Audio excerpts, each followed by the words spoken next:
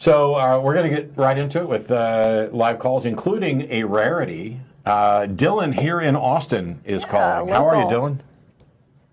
Good. How are you guys? Good. We're doing pretty good. Great.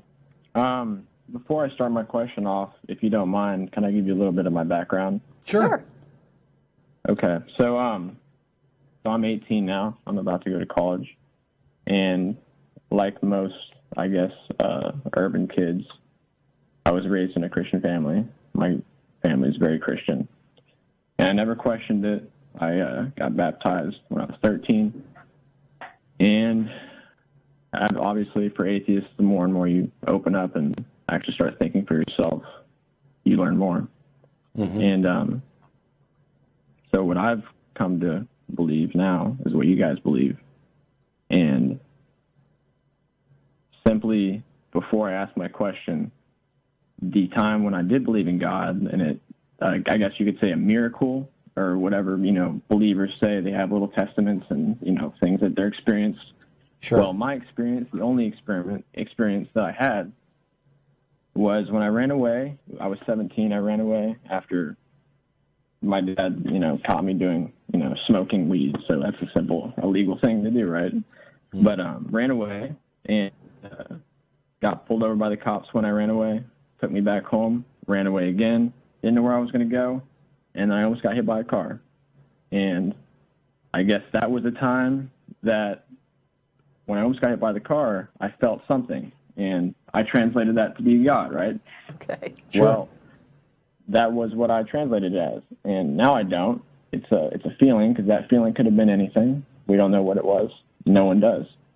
But I guess my question for you now is, what do I go about with my parents and my family, knowing that they're so Christian, and should I ever open up to them about me being atheist? Because, for all I know, they could, disown me.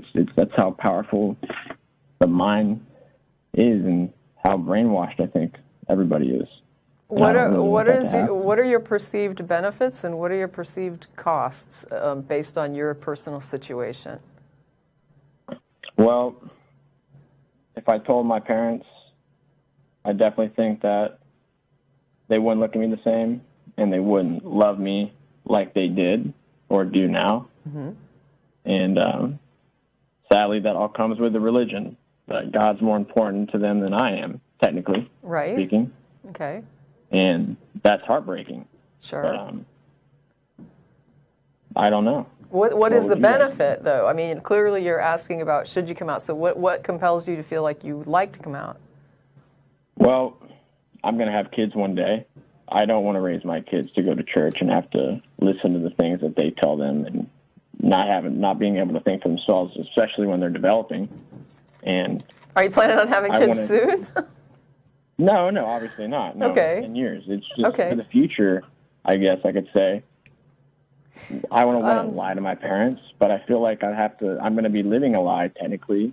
You're talking about after you have kids, this concerns you. Is that right? Well, or does it concern? So it concerns you now? Yes, ma'am. Okay. Going to college, and they asked me to go to church. And here's a question for you, and this is I'm just throwing it out there. I'm not suggesting anything. I'm just thinking there's different ways to look at this. Are there things you've done in your life that you have not told your parents? Well, of course. Okay. Do you feel like your life is a lie because you haven't told them? No, I don't think my life's a lie at all. Right, and I guess what I'm saying is there are some things that we sort of hold back for politic reasons, and some things just, this doesn't really need to be shared, and it just depends on what compels you to want to share it. And some people do have a powerful compulsion, like sometimes they feel like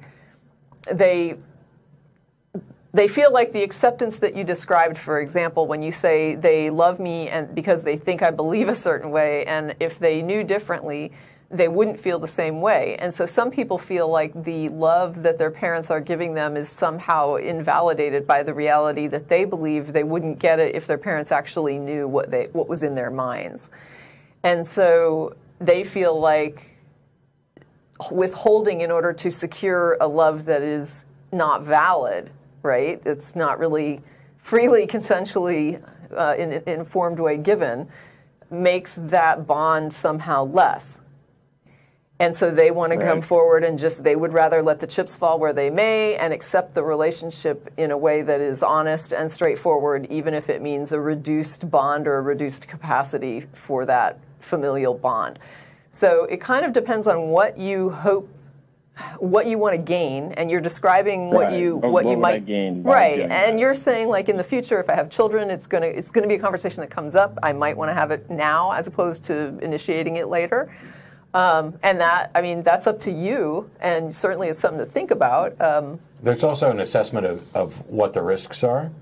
Don't get me wrong. I want as many people to be out about their non-belief as possible because that gets us to normalcy, where it's not such a big surprise.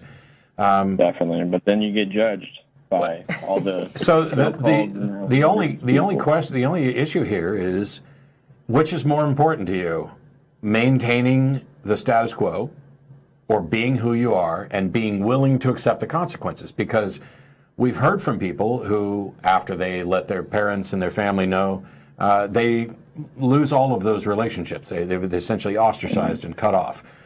There are also people who are ostracized for a period of time and then things improve. You know, my parents were, of course, distraught.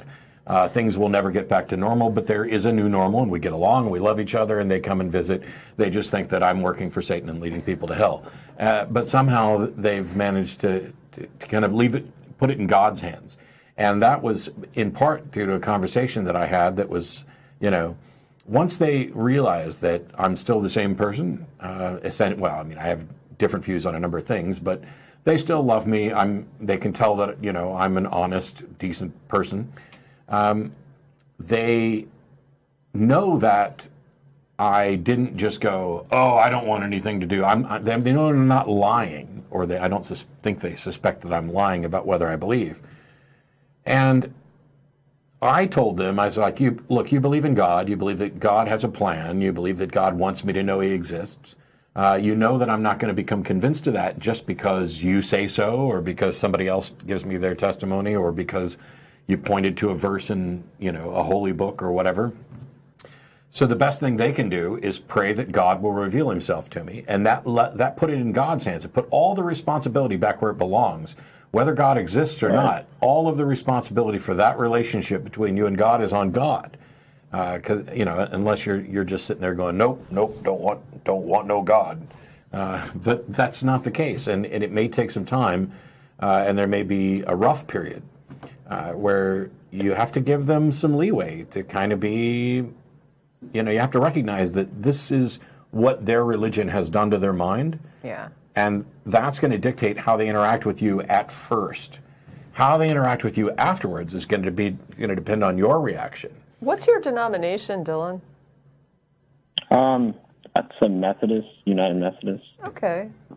Christian, yeah, I mean, that's not me now. That's obviously what it used to be. Right. That's what I'm just asking what your family context is. Yeah, it's.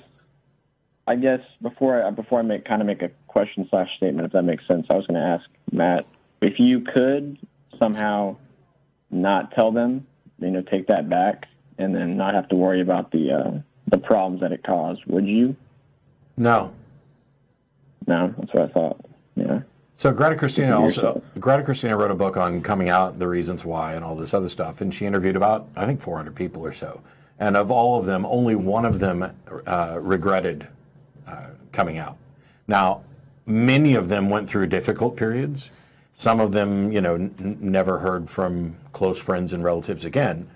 But only one of them actually regretted it, and because there is a benefit to being, you know, hey, you're 18. You're getting ready to head out, and you should be in this position, even by their religious doctrine, of being able to make up your own mind and live and control your own life to the extent that that's possible. Right. I can't predict what's going to happen in any situation, because I've heard from people who've been in awful ones, and I've heard from people where, you know, they came out, and after a convert, like Dan Barker, he lost his religious views. And then his parents wound up agreeing with him, you know, and giving up their religion as well. I don't think that's the typical case. That's another question, though, is how integral is religion, like, in your own life due to appeasing your family at this point? Like, are you going to church and stuff to make them happy, or how is this working? Oh, yeah. Okay, yeah, so I went to church oh, my gosh. Okay, so this is impacting your life. It's not like you live somewhere else and they're not checking up on you. And okay. Right. Like, like, and I'm a very recent, I guess, outspoken in my own head, deciding that I am an atheist. Okay. And like today when I went to church, we have this, teen ministry for 18 and younger high school. And the guy, he doesn't have any, as you could say, any Christian priest, but he's a teenage guy preaching to kids. And he literally said on a slideshow, the right thing to do is believe in God. The wrong thing to do is question it. And I was like in awe that he said that. It's just ridiculous. It's just crazy. It's like believing in, Santa Claus. But your parents believe it wholeheartly and would die for it. It's crazy. I think the thing that bothers me, though, is the second part of that, where you say about, it's wrong to question. Because if what you're saying is obvious truth, no, then... That's what the guy said, by the way. Oh, no, I understand. I'm just saying that if what he's preaching is such clear truth, then questioning shouldn't be a problem. It should be trivial. It should be like... Go ahead and question. Hey, we're happy to explain it. Let me question this, and then you get a flood of evidence. Could you imagine being in a physics class where the professor says, don't question it, don't ask questions, I'm going to present this material, but don't question me about it? Like, seriously, can you imagine that? Yeah, and it's like and I've noticed it because I'm 18. When I was younger, it happened. And most kids, they don't think about it. People just don't, I feel like people don't think about it. They don't even bother. They just trust it because their parents raised them. Yeah. And then they think about it and they put it together and then, okay, now they're in trouble. I had a bit of a revelation I feel like they're going to hell. At a recent debate because I tend to run in apologist circles. I have a number of friends who are apologists. We debate, et cetera. I think I mentioned before on the show, the 400 or 500 people who were there at this Baptist church, they never even heard of William Lane Craig. They weren't familiar with the arguments. They didn't know any of this. Literally, all they seem to know is God's real, Jesus loves me, and that's all I need to know or care about. And there is no questioning, and that's troubling. I will say this, though, Dylan, and that's if you decide to come out, the best advice I think I can give is please don't make a big deal out of it, and don't begin with the A word. Right. Don't do this. Sit down. We need to talk. I have something to tell you. Make it a big deal. I'm an atheist. Instead, I think what's worked best, because it's honest, is to gradually start being who you actually are more and more around them, and questions are going to come up. And it's fine to say, I don't believe what I used to believe. And let the conversation kind of progress from there. You're going to get, you may get horrible reactions, or you may just get, well, what do you mean? Or, oh, this is just teenage rebellion crap. But, there's only so long that they can claim that it's and you can even phrase it in softer, more passive ways, like, I have doubts about things I used to believe. And that could even open, passive sort of discussions where you're speaking for yourself instead of throwing questions at them, to say things like, I used to believe this, and then I started wondering about how does this make sense, because this and this and this, and this didn't make sense to me, and so now I have a doubt about this where I used to believe it, and I'm starting to have some doubts, and there's some things I need to think through. And you just need to be honest and make sure that they know that this isn't about them. Right. Okay? Right. It's not about them. It's not about what you think about them. It's not that you're mad at them. This is about you and what you are or are not convinced of. Yeah, that's a great thing to remember, too, is to consistently keep the conversation around, this is just me saying what I'm thinking and what I'm doubting and what I'm having trouble believing. And it's not like you have a choice in it. Yeah. I mean, they'll probably, many people will tell you, oh, well, you can choose Jesus. No, you can't. You can't choose to be convinced of something. Right. But... yeah, you either believe it or you don't. Yeah. Well, I hope that was a helpful discussion. I don't know if it was. If not, depending on what you decide, call back and let us know how it went, or if you decided, hey, I'm not going to, bother with it right now. And that's the thing; you can always do it later. It's like once the cat's out of the bag, the cat's kind of out of the bag. You can't, like you were telling Matt, if you could back it up. Well, you can't back it up. So you can always reconsider and consider like how you want to do it, when you want to do it, you know, what's the best thing for your situation. And you can consider that all the way up until any time you decide to pull the trigger on that. Who's paying for college? Right. Good question. They are, actually. That's the thing. Oh, well, that's a good question. Yeah. I'd say that I don't care how many people think that this is me encouraging dishonesty. I'd say that factors in because there have been people who, you know, I'm mom, dad, I'm an atheist. Okay, well, we're not paying for your college. Yeah. In part because they want to blame, you know, college. I was going to ask you too. I mean, can I make a comment really quick before we Sure. go? So, like, when I did get convinced, or not convinced, opened up to this recently, things like being taught about Noah's Ark, simple thing that people believe, being a Christian, 6,600 years or whatever, what the Christian Bible preaches, and take it literally. I mean, there's trees out there that are a lot older than that. And how is that not enough evidence to people that something's wrong with the Bible, including all the horrible things like rape and killing? It's just horrible. Right. Like things like that make questions. It's just crazy to me that people wholeheartedly believe it, especially if there's multiple religions, because somebody's got to be wrong, right? It doesn't make sense. Yeah, well, one of the things is if you're not ever questioning it, then I don't know how you find your way out, you know. Yeah, you don't. Exactly. And the other thing is that religions have protective mechanisms built in. You know, I had plenty of questions, you know, growing up, but I was also pretty much taught that I don't know enough. I'm a limited, fallen being. And so if you go to your preacher and he tells you, you know, gives you some explanation, even if it doesn't make sense, you will probably accept it and try to find a way to make it make sense. Yeah.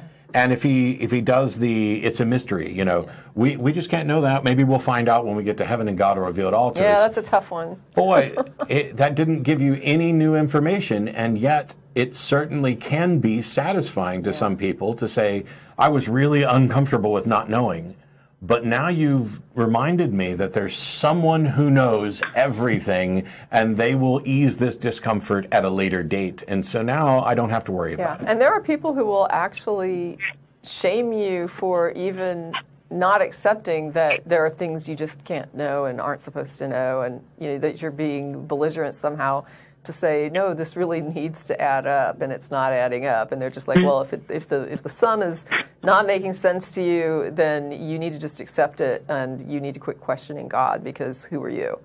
Yep.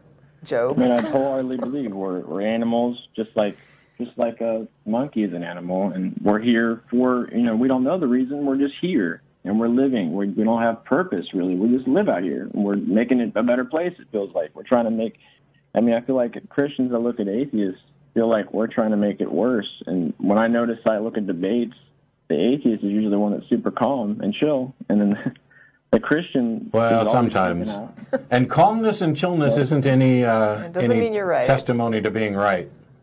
Definitely doesn't. But I've just noticed that. Well, I appreciate it, guys. Thanks, Sure, Dylan. thank you. All right. Yeah, boy, I was glad to take Dylan's call, partially because he helped us with the pre-show phone system, but also because he's in Austin, and that's kind of rare. I can remember It is rare. 12 plus years ago when I first started doing the show, and we were in the tiny little public access studio. And Dylan could come to dinner. yes, assuming, you know, he's not running away and being escorted back by the police for his terrible chronic habit. But we used to get calls, tons of calls from Austin, and now almost none. So it's nice that the audience has grown to the point where it's difficult for people who live locally to call in. But some of them are actually sitting out there on the other side of the glass, too. Yeah, we have. And a lot of those people are not from Austin.